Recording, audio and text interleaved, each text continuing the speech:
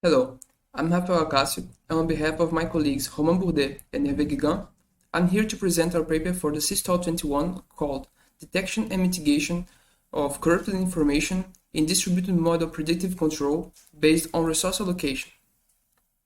This presentation is available at the address shown or by flashing the QR code. With the ever-increasing connection between systems such as energy distribution system, traffic management, heat distribution, water distribution, and many others, we stroll to the so-called smart cities. The systems are usually geographically distributed, coupled by constraints as maximum input power or energy. And when they are implemented, we try to optimize objectives such as cost, energy, user satisfaction, and others. A solution is to use model predictive control.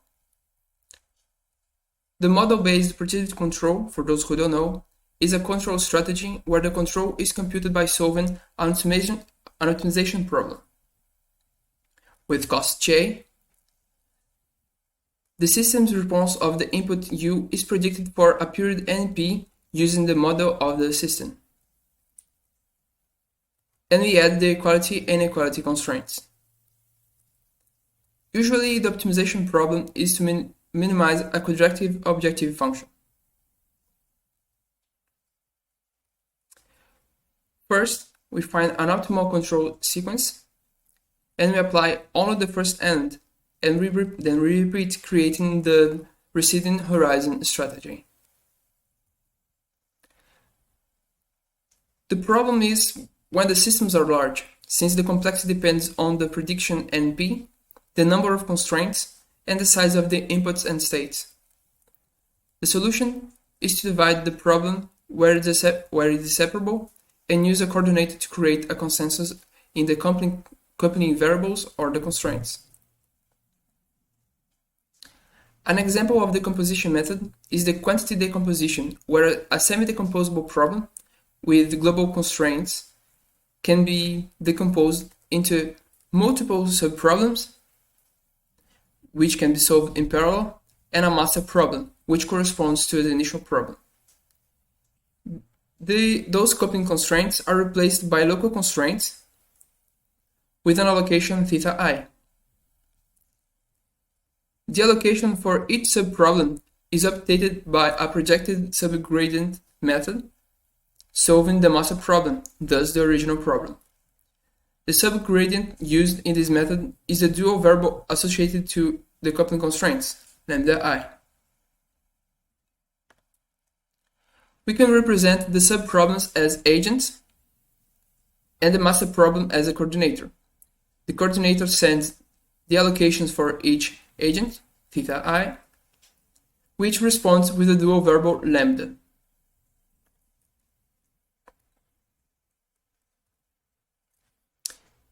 In a flowchart for the quantity decomposition based DMPC, we start in a time k. Then the coordinator sends the allocation theta I for each agent. The agent sends the dual variable lambda. The coordinator updates the allocation. And if the negotiation converges, then the negotiation ends and each agent applies the first element of the control found.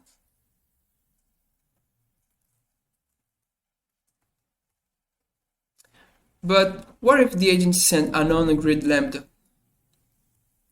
To respond this presentation is divided into three parts. First, we present the vulnerabilities of the decomposition method. We propose one way to secure the method. And finally, we present our results. For the vulnerabilities. How can an agent attack the system? Its only interface with the coordination is lambda. So we suppose it attacks by sending a different lambda I, modified by a function gamma of lambda. We give an example of 4 agents negotiation. Agent 1 is non-cooperative. It uses a linear cheating function gamma tau times identity times the original lambda I. In the figure, we can see that the cost function for each agent. We see that the agent 1 cost decreases if we increase tau, but the overall cost is increased. The minimum value of the global cost is when tau is equal to 1. If tau is close to 0, it increases. It increases its cost, and if tau is too high, it can turn the negotiation unstable. In order to secure the method, let's analyze the subproblems. If you have a linear system with a quadratic objective function as the reference tracking problem, where you want to minimize the tracking error and the input power, we can rewrite it as a quadratic program with parameters h and f. If we have equality constraints, the dual variable can be calculated explicitly. It's an affine function with parameters p and s. Observe that p does not depend on time k, meanwhile s does depend. We can use these facts for the detection and mitigation mechanism. For the attack detection, let's assume you know the nominal p called p bar. And we also assume the attacker chooses a linear attack where the lambda sent is equal to the matrix T times the original lambda which uses the formula shown, with modified p and s called p tilde and s tilde. Now, we can estimate p tilde and s tilde for a given negotiation in time k. And if the estimated p tilde is different from the nominal p, then there is an attack. In order to estimate the modified p and s, we used recursive least squares. The problem of estimating the value during a normal negotiation is that it fails. Consecutive lambdas and thetas are linearly dependent, since they are calculated via the projected subgraded method, which gives us a low input excitation. In order to increase the input excitation, we send a sequence of random theta until the convergence is attained. So, let's detail the detection mechanism. First, we calculate the norm of the error between the estimated p and the nominal. Here, you use the Frobenius norm. Then, you create a threshold epsilon p. And finally, you create an indicator di for the attack of agent I. If it's equal to 1, it's equal to 1 if the error is greater than the threshold, indicating an attack, or 0 otherwise. Now, for the mitigation, the main idea is to reconstruct the original lambda from the estimated parameters and use it in the negotiation. We suppose the agent wants to decrease its cost, and the lambda sent is only equal to 0 if the original is equal to 0, which implies the matrix T is invertible.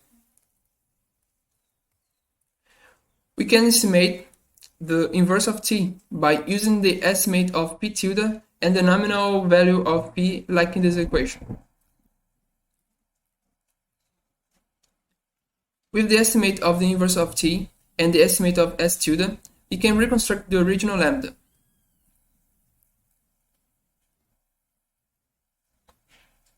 The complete mechanism is equivalent to adding a supervisor for each agent inside the coordinator. The mechanism is divided into two phases.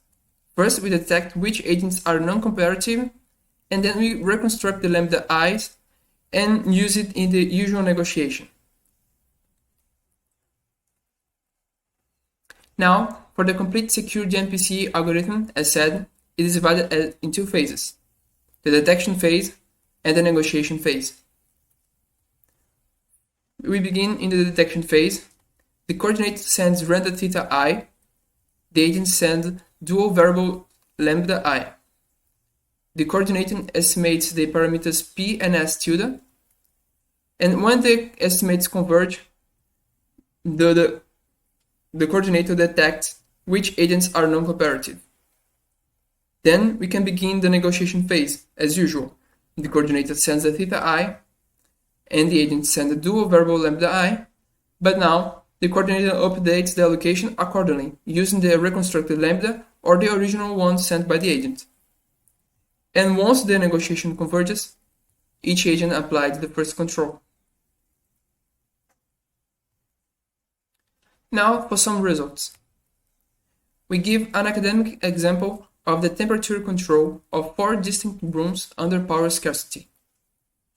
The 4 rooms are distinct using the 3-resistor 2-capacitor model. The initial temperature of all rooms is under 20 degrees Celsius, which is the final set point.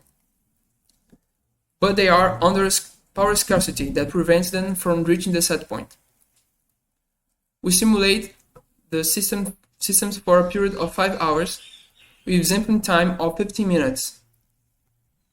3 scenarios are simulated: the nominal one where agent 1 presents non-cooperative behavior from k greater than 6, and another with selfish behavior and the secure mechanism activated. In the figure, we see the air temperature and the estimation error for room number 1. The nominal behavior is in orange, and as said, it cannot reach the set point in blue. When the room presents selfish behavior, it reduces its cost and gets closer to the set point. We see that the attack increases the error of estimation. Now for the case with correction, the red dots, even if it attacks the system, the temperature is close to the nominal one.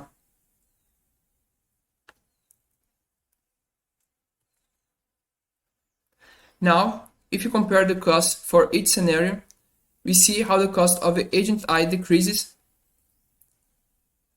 when it attacks the others, while the cost of all other agents increase. When the secure algorithm is activated, the costs are very close to the original ones. So, you can see that resource allocation based DMPC is vulnerable to attacks. The subproblem's structure has time invariant parameters, and attacks can be detected using these parameters. And with this mechanism, the effects can be mitigated. An outlook for future works is to use inequality constraints instead of only equality constraints. This will yield hybrid behavior. And try to implement it with non-linear attack models. Here, as a recommended reading, I give a book about distributed NPC, an article with another secure DMPC algorithm based in another decomposition method. That's all. If you want to see the simulations of this paper, you have a GitHub repository, and if you want to send me an email about this paper or this presentation, you can flash the QR code in the right. Thank you.